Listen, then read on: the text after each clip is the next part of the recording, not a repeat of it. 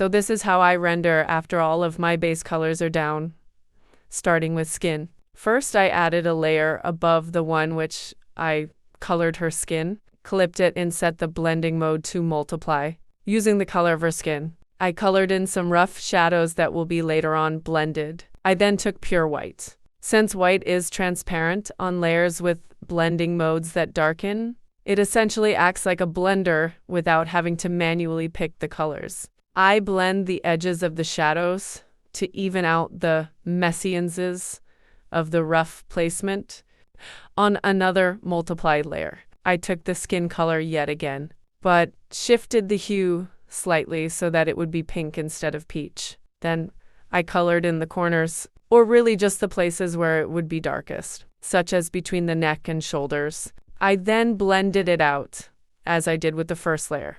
I went back and picked the original skin tone, and on a new layer on-screen blending mode.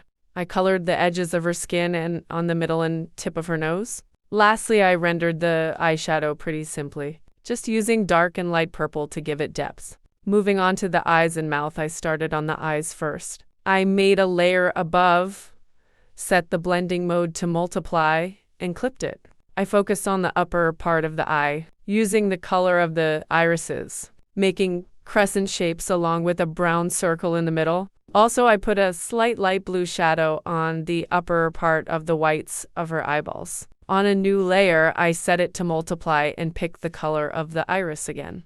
I colored a line on the upper eye and blended it out with white to mimic a gradient. I made a new layer above that, set the blending mode to add, and colored the lower part of the iris, adding lights with brown and a hint of white.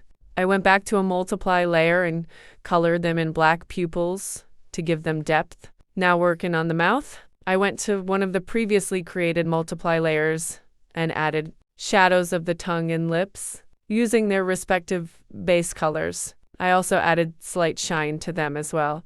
Now for coloring her shirt, which was pretty simple. I made a layer above. Blending mode on, multiply, clipped it, and colored in shadows of the shirt with its base color. I went in with white and blended certain areas out, but not all. I also added some harder shadows along with it. I then took the same color on a new layer, which I set the blending mode to screen, and went along the edges of the shirt and merged the layers.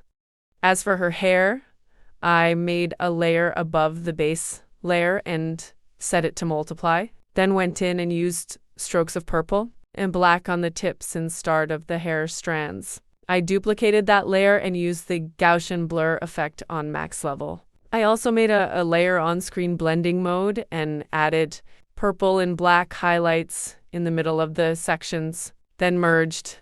Now, here's where I started rendering the accessories, starting at the shawl.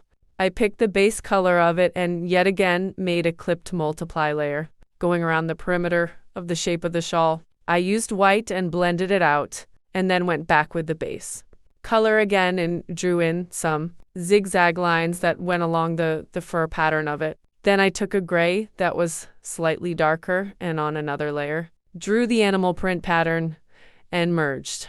Finally, I added in the shadows of the accessories, starting at the spikes on her choker, moving on to her necklace, and then making my way to her earrings and nose ring.